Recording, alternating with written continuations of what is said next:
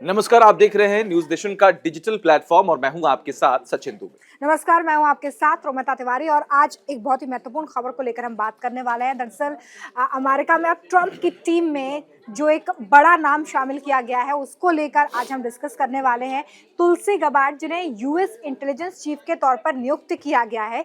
सबसे महत्वपूर्ण बात यह है कि डोनाल्ड ट्रंप की कैबिनेट में एक हिंदू नेता की एंट्री हो गई है और इसके मायने भारत के लिए कितने ज्यादा खास हो जाते हैं, भारत और अमेरिका के रिश्तों पर इसका किस तरीके से असर पड़ेगा सचिन, ये सबसे ज्यादा इम्पोर्टेंट देखिए, है। तुलसी गबार्ड जो है उनका हालांकि भारत से कोई कनेक्शन तो है नहीं, लेकिन डायरेक्ट कोई कनेक्शन नहीं। उनकी माँ ने हिंदू धर्म को अपना लिया था, जिसके बाद उन्होंने अपने बच्चों का नाम भी हिंदू धर्म के हिसाब से रखा था। और उसके बाद वो एक हिंदुत्व वाला जो कनेक्शन है वो जब वो टीम में शामिल हुई ट्रंप की, उसके बाद लगातार लोगों के जुबान पर ये बातें हो रही हैं कि अब आने वाले वक्त में भारत और अमेरिका का जो रिश्ता है वो और भी मजबूत होगा। लेकिन अभी भी सबके मन में यही सवाल है कि आखिर उसके पीछे की वजह क्या है। जो जिम्मेदारी उनको दी गई है वो बहुत बड़ी जिम्मेदारी है, इस पर हम बात करेंगे। हमारे साथ हमारे सहयोगी रोहन भी हैं। रोहन, बताएंगे आपको कि आखिर इसके पीछे की बड़ी वजह जो है वो क्या है। रोहन, देखिए सचिन, सबसे पहली बात, हम चर्चा इसीलिए कर रहे हैं क्योंकि तुलसी गबार्ड हाँ। हिंदू रिलीजन से हैं, हिंदुइज्म को मानती हैं, लेकिन हैं तो अमेरिकन।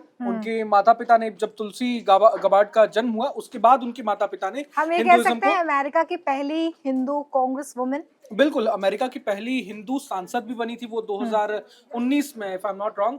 और उस समय वो डेमोक्रेट्स का हिस्सा थी, जो बाइडेन की पार्टी। लेकिन अब ट्रंप की चुनाव पार्टी से रिपब्लिकन। ठीक पहले जी उन्होंने रिपब्लिकन पार्टी ज्वाइन। जी, लेकिन सबसे बड़ी बात, जब कमला हैरिस अमेरिका की उपराष्ट्रपति बनी थी तब भी भारत में लोग इतने कूदने लगे थे, इतने उछलने लगे थे कि वाह भाई, भारतीय मूल की कमला हैरिस वहां की उपराष्ट्रपति बन गई हैं।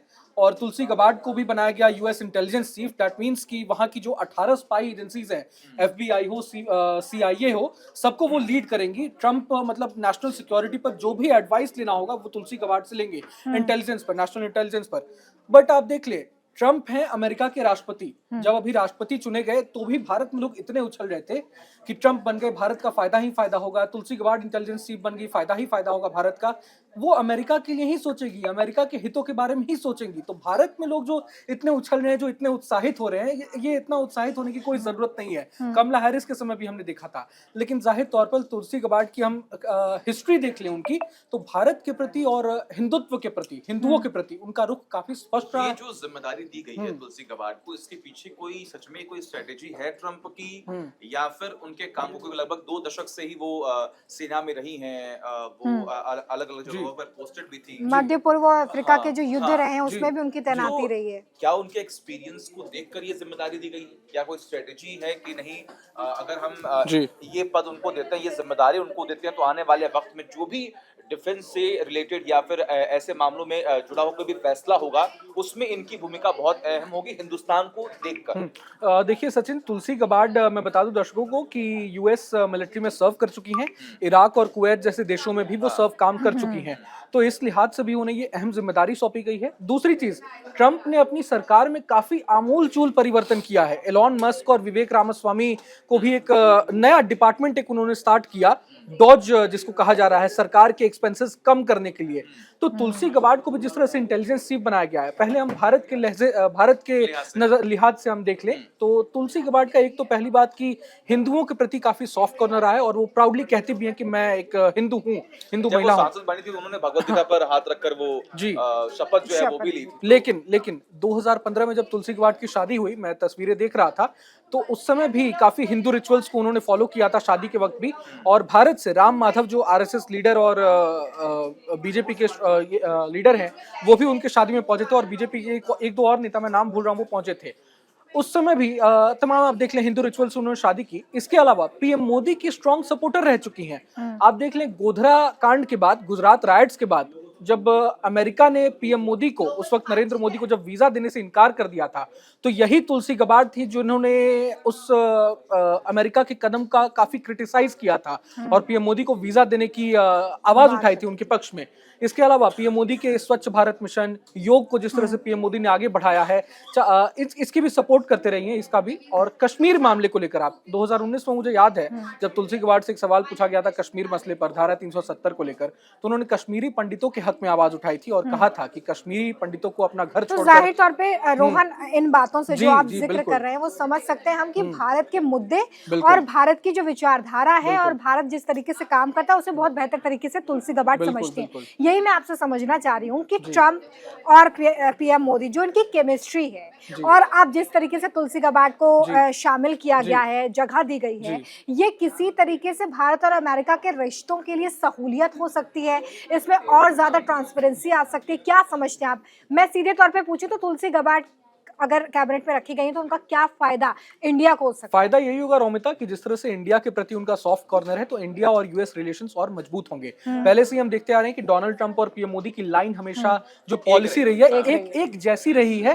चाहे आप अलगाववाद को देख लें, आतंकवाद को देख देखें। लीजिए, आतंकवाद को देख लीजिए, हाँ, बाहरी घुसपैठ को लेकर आप देख लें तो इन तमाम मुद्दों पर पॉलिसी एक जैसी रही है। लेकिन अमेरिका में जाहिर तौर पर मेरा मानना है कि हिंदुओं की पावर कहीं ना कहीं अब बढ़ जाएगी। जो भारत के लोग जाकर अमेरिका में काम कर रहे हैं, वहां नौकरियां कर रहे हैं, उनकी पावर, उनकी ताकत कहीं ना कहीं बढ़ जाएगी, उनको प्रेफरेंस पहले से ज्यादा मिलेगा। मगर तुलसी गाबार्ड के इतने स्ट्रांग पोजीशन पर आने के बाद पाकिस्तान की टेंशन बढ़ने वाली है, क्योंकि कश्मीर मसले पर तुलसी गाबार्ड हमेशा भारत का साथ देते आई हैं। पाकिस्तान की टेंशन बढ़ जाएगी इसलिए भी क्योंकि तुलसी गाबार्ड वही महिला है, वही हिंदू महिला है जिन्होंने पाकिस्तान के न्यूक्लियर प्रोग्राम, न्यूक्लियर वेपन्स को लेकर भी चिंता जाहिर कर चुकी हैं वो, और कह चुकी हैं कि पाकिस्तान की जो न्यूक्लियर वेपन्स हैं वो सही हाथों में है या नहीं। और न सिर्फ पाकिस्तान, मेरे ख्याल से चीन का भी जिक्र यहाँ पर बिल्कुल। करना होगा, क्योंकि ये दो ऐसे देश हैं जिनकी विस्तारवाद की नीति और आतंकवाद को लेकर लगातार कई सारी खबरें जो है वो सामने आई, और हिंदुस्तान और अमेरिका दोनों ही इस मोर्चे पर लड़ता रहा है। जो 9/11 का हमला था वो अमेरिका के लिए एक काला दिन है जिस तरीके से हुआ, और आप देख रहे हैं कि इंडिया में भी कई ऐसी घटनाएं हुई हैं जिसके बाद आतंकवाद पर रोक लगाने की बात बार बार कही जा रही। कई मंचों पर आप देखिए पीएम मोदी और डोनाल्ड ट्रंप भी अपने संबोधनों में कई बार आतंकवाद को लेकर अपनी नाराजगी जाहिर कर चुके हैं, और वो जाहिर तौर पर एक बड़ा कदम उठाने की भी बात करते हैं इस आतंकवाद को रोकने के लिए। सामरिक रिश्ते भी बहुत ज्यादा मजबूत रहे हैं रोहन, अमेरिका और भारत के बीच में। एक्सपोर्ट इंपोर्ट की अगर हम बात करें वो एक अलग है। व्यापारिक रिश्तों पे या जो आर्थिक रूप से हमारे रिश्ते बने हुए हैं, क्योंकि अमेरिका वर्ल्ड की सबसे बड़ी इकोनॉमी और एक ऐसा देश जो लगातार डेवलप हो रहा है, उस लिहाज से भारत को कितना फायदा हो सकता है? देखिए रोमिता, तुलसी गाबार्ड के हाथों में तो ये पावर नहीं, उनकी रिस्पॉन्सिबिलिटी कुछ अलग होगी। नेशनल इंटेलिजेंस चीफ है वो यूएसए की। लेकिन व्यापारिक रिश्तों पर अगर नजर डालें तो अभी देख लें, ट्रंप जैसा मैं जिक्र कर रहा था, एलॉन मस्क वहां के सबसे बड़े बिजनेसमैन, सबसे अमीर शख्सियत जो है उन्हें, और विवेक रामास्वामी वो भी इंडियन ओरिजिन के हैं, तो उनके हाथों में कमान सौंपी है ट्रंप ने। उद्यमी है वो, हालांकि उन्हें सरकारी अनुभव बहुत कम है लेकिन कॉर्पोरेट क्षेत्र में बहुत अच्छा काम कर चुके हैं। तो उन्हें रोमिता, उन्होंने खास जिम्मेदारी सौंपी है सचिन, आप देख लें, और एक खास डिपार्टमेंट, नई डिपार्टमेंट का उन्होंने की शुरुआत की है कि आप अमेरिका के जो एक्सपेंसेस हैं, जो सरकारी खर्च जो हो रहा है उस पर आप लगाम लगा सकें।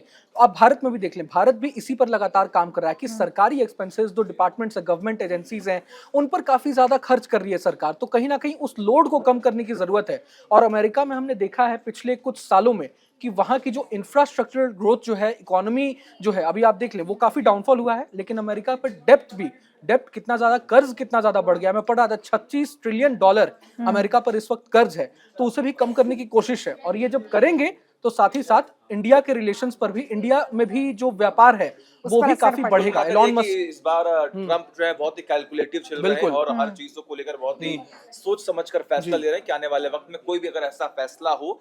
और सबसे बड़ी बात, जैसे कि आपने जिक्र भी किया कि भारत का मार्केट भी बहुत बड़ा है, एलॉन मस्क की एंट्री भी होने वाली है, और इस एंट्री से हम ये भी समझ सकते हैं कि जितने भी आईटी सेक्टर्स है उसमें भी एक बहुत बड़ी ग्रोथ जो है वो देखने को मिलेगी। और अगर फैसले चाहे डिफेंस को लेकर हो, चाहे आईटी सेक्टर को लेकर हो, अगर उसमें भारत को ध्यान में रखकर कोई फैसला होगा तो ऑब्वियस सी बात है कि हमारा भी फायदा उसमें होगा। बिल्कुल। और देखिए जिस तरीके से अब ये बड़ा फैसला लिया गया है, देखना महत्वपूर्ण होगा कि इसका असर भारत और अमेरिका के आर्थिक रिश्तों पर कैसा होता है, व्यापारिक रिश्तों पर कैसा होता है। पहले से अच्छे हैं लेकिन और कितने ज्यादा अच्छे हो सकते हैं, क्योंकि आप ये देखिए कि ट्रंप और प्रधानमंत्री नरेंद्र मोदी की जो केमिस्ट्री है वो आपको बाकी देशों के राष्ट्रपति के साथ वैसी नहीं दिखती है, क्योंकि वो एक लौते ऐसे प्रधानमंत्री मुझे लगता है रोहन है जिन्होंने पिछले चुनाव में अब की बार ट्रंप की सरकार का नारा भी दिया था। हालांकि ट्रंप हार गए थे उस चुनाव में, लेकिन ये बताता है कि इंडिविजुअल के तौर पर और एक देश के तौर पर आपके रिश्ते कितने सुगम और कितने सुखद हैं।